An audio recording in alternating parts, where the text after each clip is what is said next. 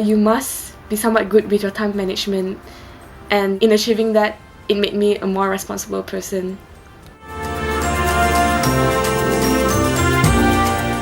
The bar application was not very straightforward, and I guess it's in place to weed out any students who actually are not very dedicated to doing the bar. The most challenging part was essentially like filling up like 8 essays on the reasons why you want to be a barrister and things like that, and it required like a lot more thought than I would have expected a normal application to have. Don't be afraid to call up the Bar Standards Board and ask them. Send them an email. They reply very promptly. I've had first-hand experience from that. Essentially, before you actually decide about doing the bar, I think you really should do some research on it, like which bar school. You have to check out on the syllabus itself, how they actually conduct their classes, and maybe just decide on which bar school would suit you best. And the thing about the INS, most people just choose it because, like, I have a friend who chose Inner Temple because there's a Pegasus on the logo. But essentially, you should actually look at what they can offer you, the kind of alumni association they have back home in Malaysia itself. I picked the Inner Temple because I wanted to meet other people besides Malaysians. Why did I pick the Lincoln's Inn? Because it has the largest international alumni. You get to meet people from different parts of the world. And I picked Middle Temple because I like the image that it projects. Bar school is basically very fast paced. You literally hit the ground running. You have no time to stop. So you have to keep yourself ahead of the game or fall behind, and be prepared for sleep deprivation and caffeine overdose. I did not expect it to be so tedious and so tiring. I had this expectation that it wasn't going to be easy, but I actually do enjoy it, like the whole practical side of the application of laws and things like that.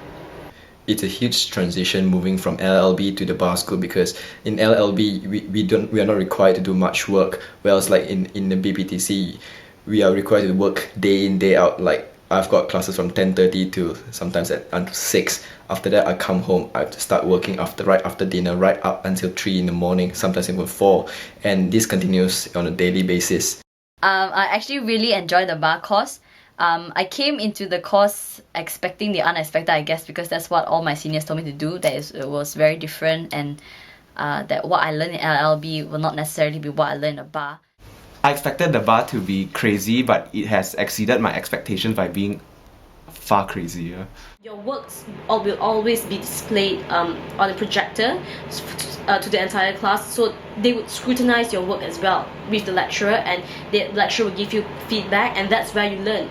I really do enjoy advocacy, but in particular criminal advocacy, because I don't know, it's just a whole different realm from the other legal entities, because in criminal litigation itself, it's not just about the law, the words themselves, or deriving the meaning of the words. It's about like strategy and emotions play a part, and the fact that you're actually dealing with a person's future and life and things of that sort. It really appeals. Advocacy is interesting because we never had anything like that before. In high school, in LL.B, all we had was mooting, and they never really give you that professional training to do mooting. So before I came to bar school, I was a little bit intimidated, and I was very nervous having to do advocacy. But once I enrolled myself into bar school, and once I had advocacy classes, it was not as scary as I expected, and it is a lot of fun. For every session, the BPTC expects you to be prepared for the questions and for the exercises that you have to perform in class. I enjoy the bar far much more than I enjoy LL.B because I like the practicality side of it, and I think the skills that you learn in the bar is actually it pieces together a lot of things, and you actually feel like you're doing real law work instead of arguing just academic arguments. Again, it's not hard, it is just tedious, so you need to put in the time and effort and strive to be your best in this course. The bar has definitely made me more of a consistent and disciplined student, in the sense that I'm required to put in much more hours in my studies in order for me to be able to cope up with the studies that the bar requires me to do. Classes doing the bar, they're actually relatively short, but there's so much work that comes with the bar. A lot of my days are filled up planning and like really just doing the work, because we have so many small group classes to attend. And obviously in all the small groups you want to try to do your best, because they move very fast. So if you don't pick up now, you will never have the chance to pick up again. So yeah, my schedule's really busy, and I guess I don't have much of a social life now, or you have to really plan well advance if you want to go out or something like that. The way I see it's like a in-between point where, you know, it's a transition from being a student to a working person. So that's how I adapt. So from Monday to Friday, you expect to do like office working hours from 8 to 5. Weekends, it's time to just relax. Despite the workload and the hectic schedule, how I balance my lifestyle is by going out on most weekends. So I work my week looking forward to the weekends. No matter how busy I am during the week, I will always find time at least 3 or 4 times a week to at least hit the gym and maintain a really healthy lifestyle.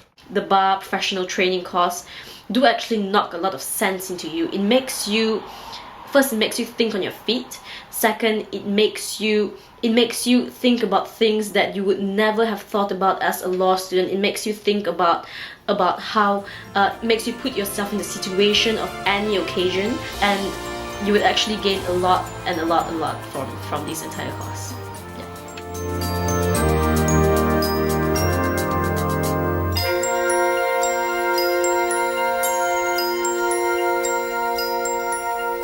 Yeah.